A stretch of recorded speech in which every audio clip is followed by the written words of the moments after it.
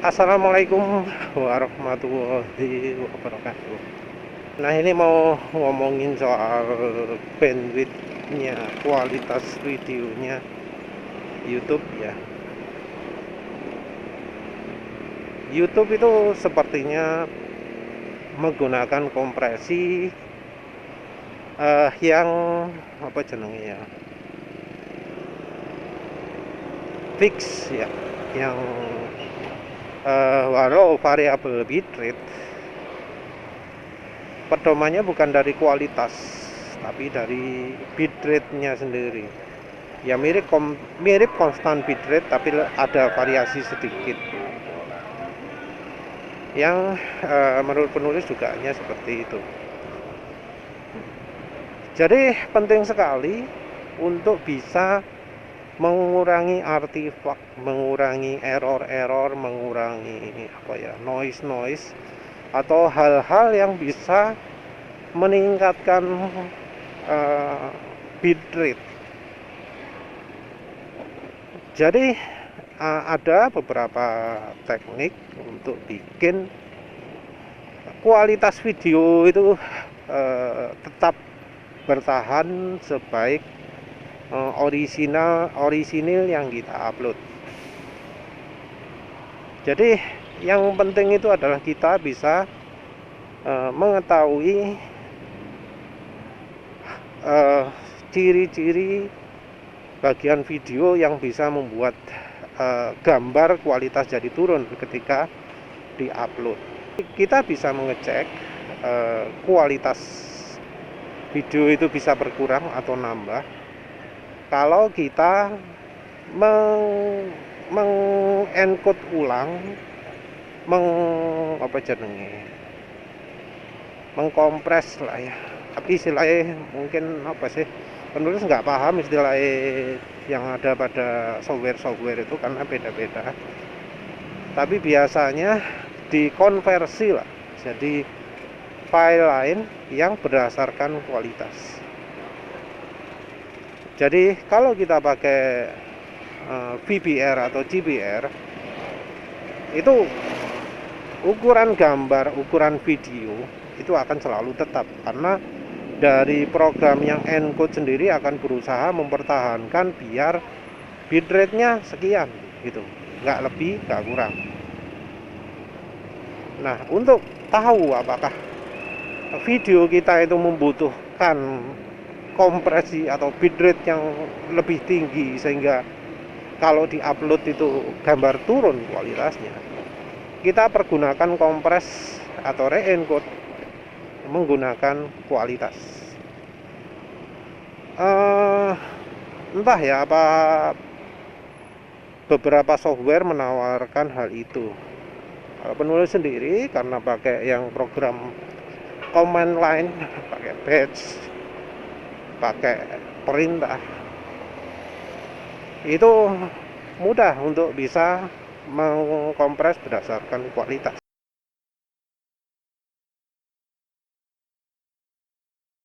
Kita tinggal gunakan parameter kualitas ya ke encodernya. Nah, video yang rumit itu akan membutuhkan space yang lebih besar. Video yang nggak rumit itu akan membutuhkan space yang lebih kecil. Jadi ukuran bisa beda 2 kali lipat. Jadi sumber videonya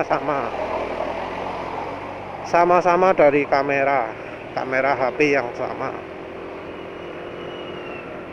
Yang beda itu cuma dari kualitasnya toh. Durasi yang sama, misal 25 menit. Itu ukuran file bisa 3 GB sampai 8 GB. Padahal itu kualitas sama. Nah, yang membedakan itu adalah kompleksitas gambar dan detail-detail gitu. Jadi kompresi gambar itu makin meningkat ketika di gambar itu banyak sekali detail-detail yang harus dimasukkan. jadi ada ujung tajam, ada titik-titik, ada apa maneh ya, persegi-persegi gitu ya. Itu membuat kompresi makin meningkat. Jadi warna yang enggak polos, ada pola-pola, titik-titik, bintik-bintik, gambar-gambar macam-macam lah, kayak pola aspal gini, ini termasuk meningkatkan kompresi. Selain itu adalah dari transisinya, gambar yang sering sekali berubah antara frame satu dengan yang lainnya itu sangat bervariasi, itu akan membuat ukuran videonya akan jadi besar. Jadi ini salah satu pentingnya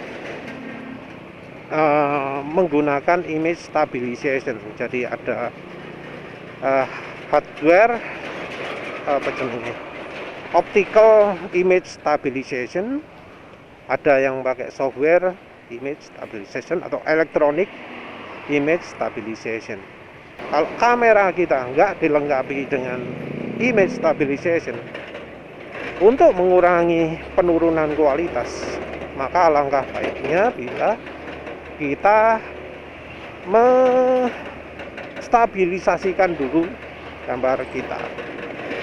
Caranya ya silahkan dicari di software kamera, software editing yang bagus. Mestinya sudah ada image stabilization. Kalau penulis pakai FFmpeg ada Fit Stab Video Stabilization.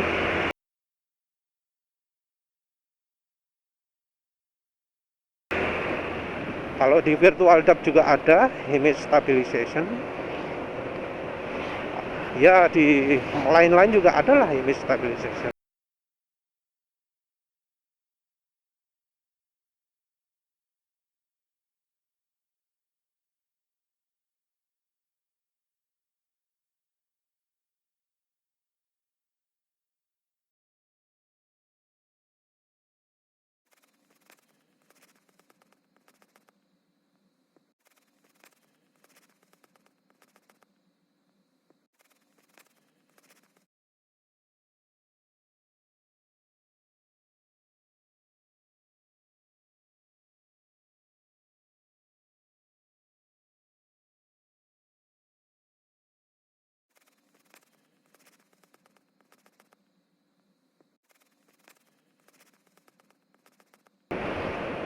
Nah itu dilakukan biar kualitas gambar video kita nggak turun di YouTube. Tapi akan lebih baik kalau sudah dari sumbernya, dari kameranya sendiri sudah ada image stabilization, karena hasilnya akan jauh lebih baik ya daripada yang di software dilakukan berikutnya ya.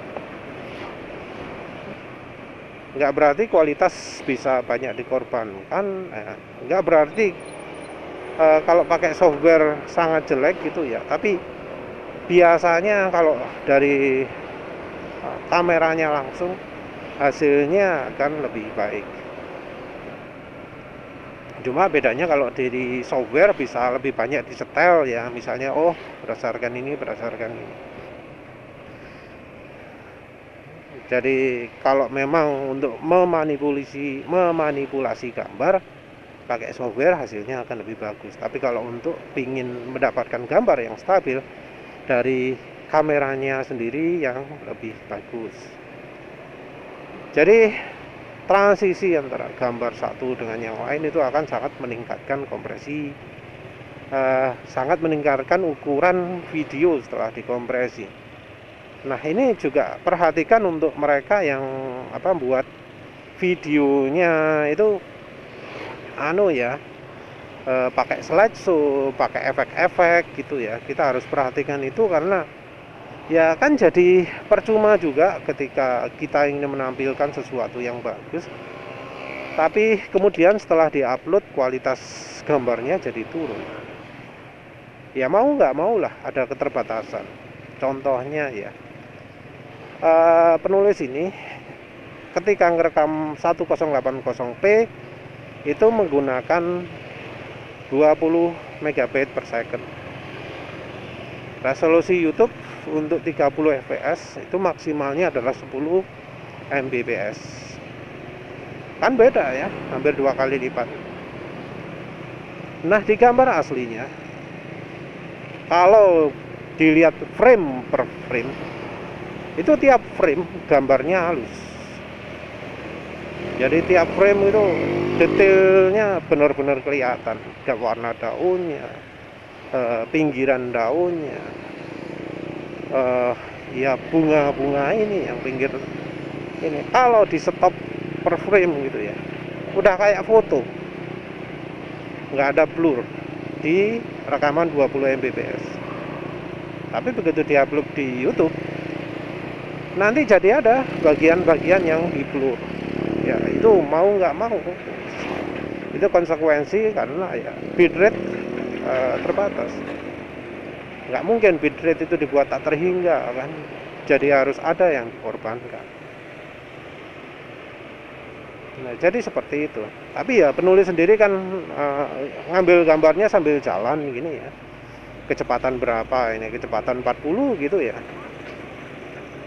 Ya nggak bisa disamakan dengan orang yang duduk diam depan bunga terus moto pakai tripod gitu ya, nggak bisa ya. Kalau itu ya tetap hasilnya detail.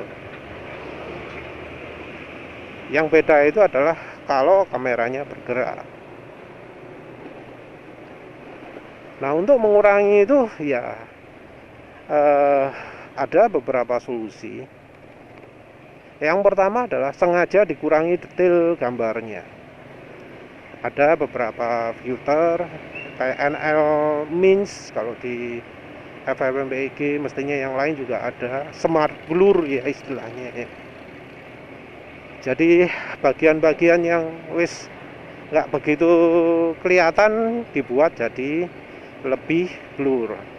Terus kita bisa juga membuat bagian yang transisinya, gradasinya nggak terlalu landai, kita buat jadi ngeblur lagi. Jadi transisi warna yang sedikit itu sengaja kita blurkan. Terus apa mana? Selain ngeblur gambar, mengurangi resolusi ya itu bukan solusi ya. Kalau bisa resolusi itu tetap lah. Mengurangi noise yang penting kalau bisa. Tapi sayangnya beberapa metode mengurangi noise itu selalu menghasilkan blur.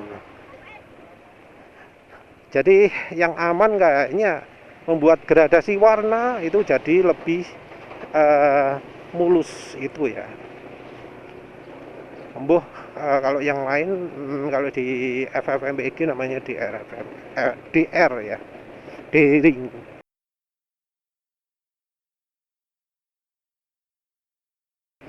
Ya wes lah, itu aja. Jadi perhatikan ya bitrate, kualitas gambar. Terima kasih udah menonton. Assalamualaikum warahmatullahi wabarakatuh.